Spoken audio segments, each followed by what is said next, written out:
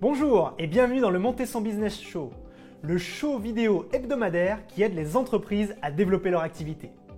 Aujourd'hui, nous allons parler de Michael Jackson, nous allons parler de différence et de Apple. C'est parti!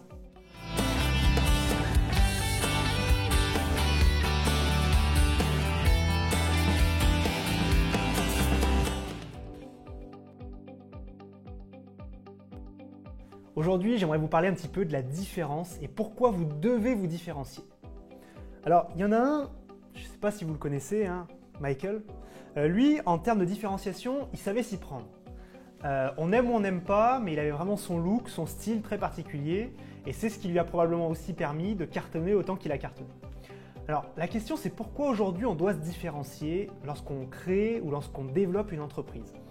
Il y a plusieurs réponses, mais il y en a une qui est très très simple et très courte, c'est qu'aujourd'hui il y a une offre pléthorique.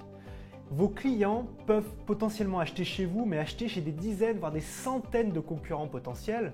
Et même si vous pensez à tort que vous n'avez pas de concurrents, il y en a forcément, même s'ils ne proposent pas exactement la même chose que vous.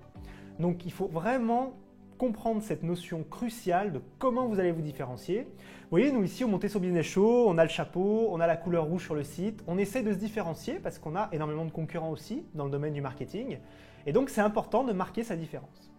Alors, il y a plusieurs solutions pour réussir ça. Il y en a une qui est très mauvaise, c'est le prix. Souvent, les entreprises se créent et pensent qu'un prix bas va leur permettre de se différencier. Alors, c'est vrai si vous vous appelez Lidl ou Leader Price et que vous avez des millions d'euros à dépenser en communication et que vous êtes là pour vendre des produits low cost.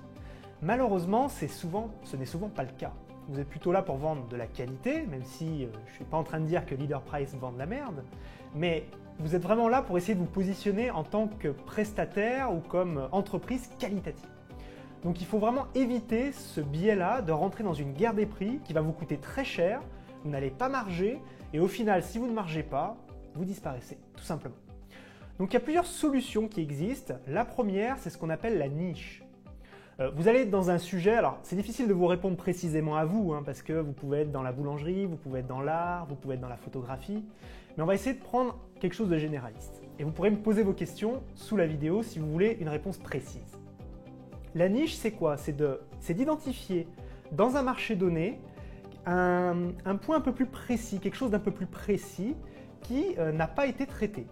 Prenons un exemple, dans la photographie, si vous décidez de dire je vais faire uniquement de la photographie de moto, c'est tout, je fais que ça, je suis le spécialiste de la photographie de moto. Qu'est-ce qui va se passer?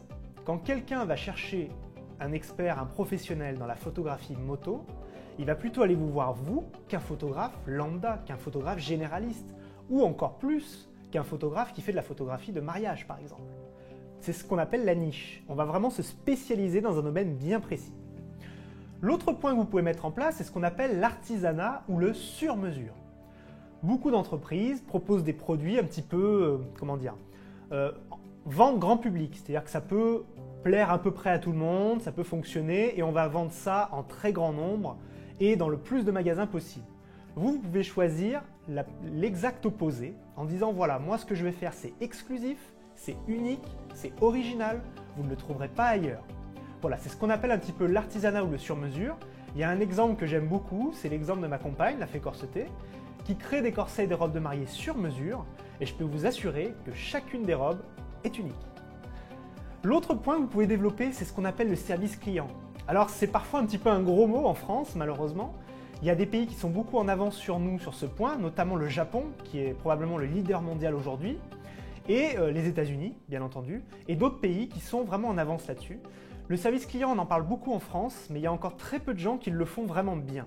Le service client, c'est quoi? C'est de dire quand votre client a un problème, quand il a une question à vous poser, que vous soyez là pour lui répondre et que vous trouviez une solution à son problème, quoi qu'il vous en coûte.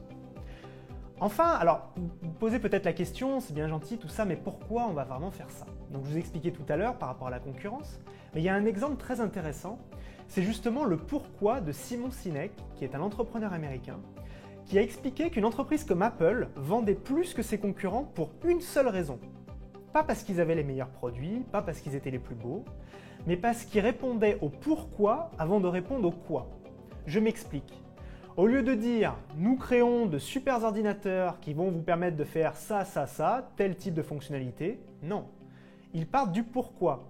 Pourquoi on vend des ordinateurs? Parce qu'on a envie de changer le monde, parce qu'on pense différemment, le fameux « think different ». Vous voyez, la logique est complètement inversée. Je vous donne beaucoup plus d'indications à ce sujet et au sujet de cet épisode dans l'article sous la vidéo, donc je vous invite à cliquer sur le lien ci-dessous.